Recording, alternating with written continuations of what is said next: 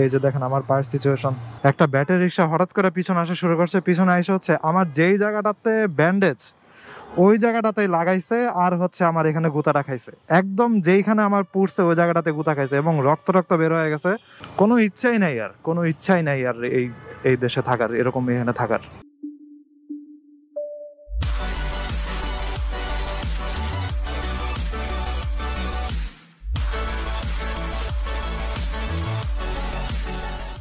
এই what is going on everyone, অনেকদিন পরে আমি আবার ব্লগ শুরু করতেছি। দাঁড়ান, মোটরসাইকেলের আলোতে আমি আপনাদেরকে একটা জিনিস দেখাই।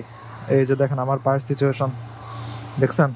একদম ব্যান্ডেজ ট্যান্ডেজ করা অবস্থাতে আমি বের হইতেছি। দাঁড়ান চোখটা নামায় দেই। এবং প্রায় 1-2 সপ্তাহ পরে আমি মোটরসাইকেলটা নিয়ে হচ্ছে এখন বেরোবো। তাই একটা কোল্ড স্টার্ট দিলাম, যদিও নট এনাফ, আরও অনেকক্ষণ দেওয়া উচিত ছিল। আর আজকে হচ্ছে লাস্ট দিন যেদিন আমি এই গ্যারেজে মোটরসাইকেলটা রাখতেছি। এরপরে আমি অন্য বিল্ডিংয়ের গ্যারেজে রাখবো, কারণ এই বিল্ডিংয়ে কয়েকদিন আগেও আবার চোর আসছে। তাও 2 জন আসছে, একদম রিক্সা টিক্সা নিয়ে প্যান্ট শার্ট পরে চোর আসছে চুরি করতে। এখানে সিকিউরিটির অবস্থা খুবই খারাপ। তার উপরে দেখতেছি না তো কেমন চিপা দিয়ে আমার মোটরসাইকেল বের করা লাগে। এবং এসব ভোগান্তি থেকে ফাইনালি আমি মুক্তি পাবো, পায়ে না লাগলেই হইলো, আশা করা যায়। ওকে, লেটস গো।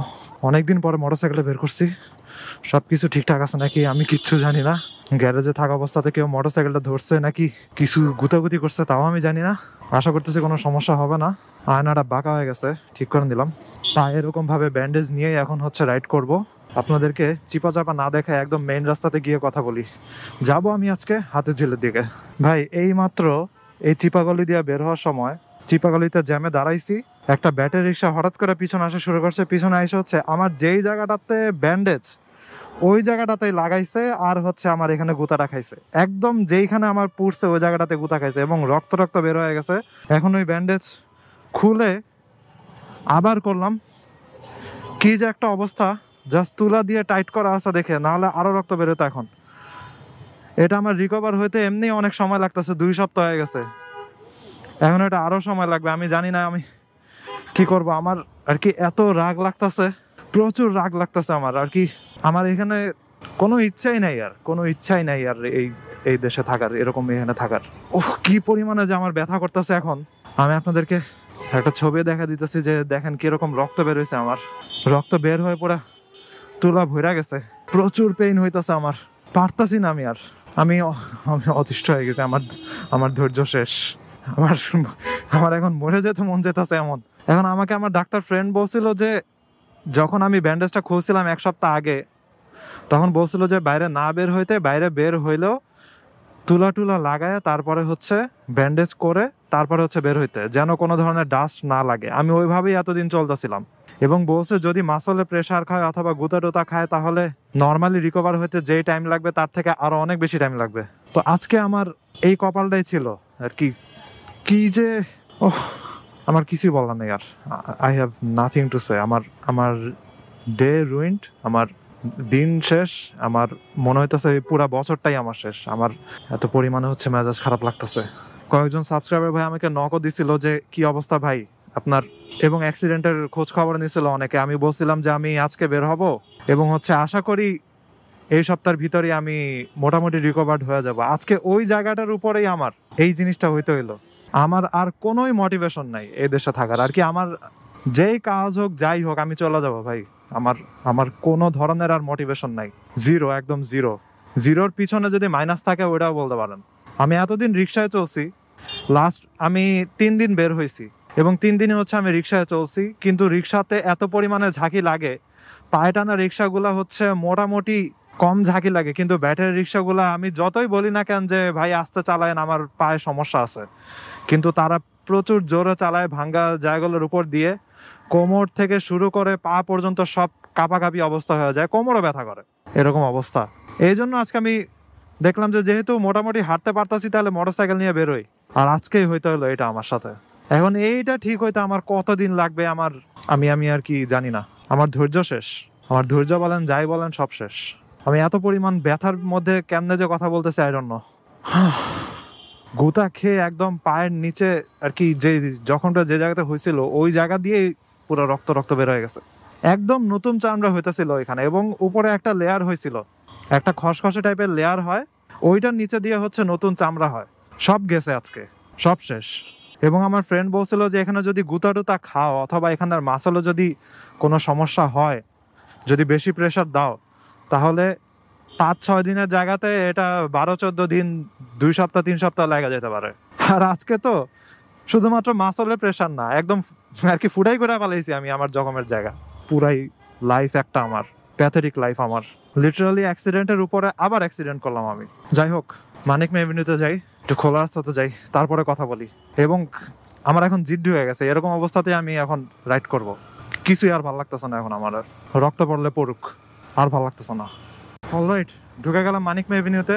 কয়েকদিন আগের ভিডিওতে আমি বলতেছিলাম যে বাংলাদেশ এর রাস্তাগুলা এমন যে আপনি পুরা নিয়ম মতো চলবেন, আপনি নিজের মতো চলতেছেন, আরেকজন এসে আপনারা মাইরা ফেলবে, আপনার বাঁচার সুযোগই নাই আর কি। আপনি আজকে দিনে বের হয়েছেন অনেক সেফটি গিয়ার নিয়ে এবং অনেক ধরনের সেফটি প্রিকশন নিয়ে, যেরকম নিয়মে চলা উচিত আপনি ওইভাবে চলতেছেন, কিন্তু আপনার বাঁচার কোনো গ্যারান্টি নাই। আমি নিয়ম মতো চলতেছিলাম, জ্যামের ভিতরে আমি আমার মতো দাঁড়াছিলাম, ব্যাটারি রিক্সা হঠাৎ করে পিছায় এসে আমারা লাগা দিল। সে উল্টা আসলো, লিটারেলি সে দাঁড়া ছিল, ব্রেক করা ছিল, হঠাৎ করে কেন ব্রেক ছাইড়া দিছে আমি জানি না, এসে আমার পায়ের উপরেই তার পড়তে হইলো।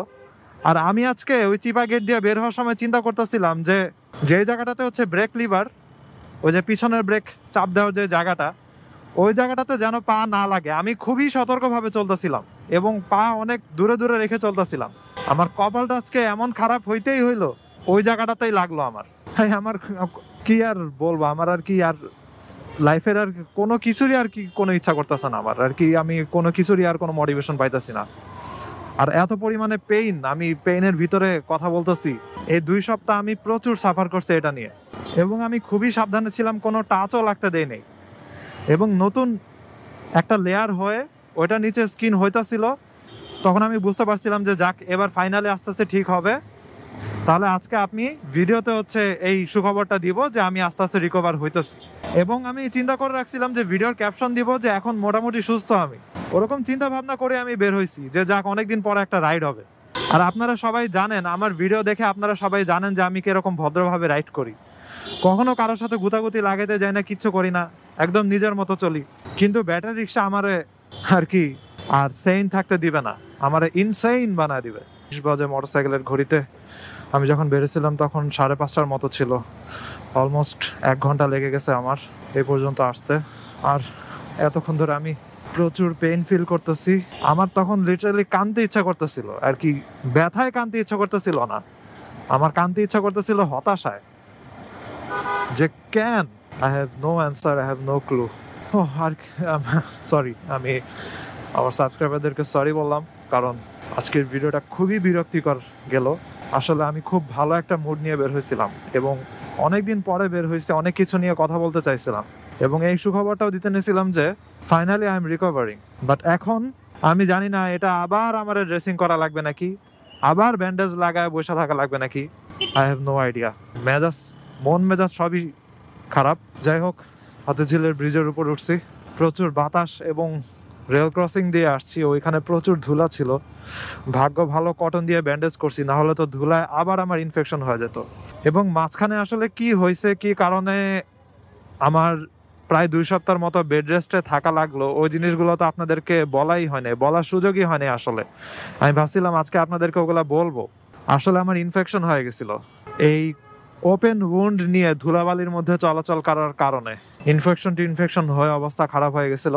এখন ফাইনালি ইনফেকশন গেছিল, যাওয়ার পরে এখন নতুন একটা স্কিন হয়েছিল ওইটার উপরে পাতলা করে, এবং আস্তে আস্তে স্কিনটা ঠিক হইতেছিল। কিন্তু আজকে আবার স্কিনটা একদম, চামড়াটা একদম ছিঁড়ে গেল আজকে আর কি, রক্ত বের হওয়া, অবস্থা খারাপ।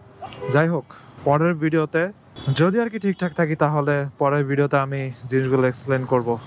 আশা করি ও যে স্কিন আজকে আবার ছিঁড়ে গেল, আশা করি আবার রিকভার হবে। আমি জানি না কয়দিন লাগবে, কিন্তু আমি আর চাইতেছি না যেন আবার ইনফেকশন হোক, আমি আর নিতে পারতেছি না।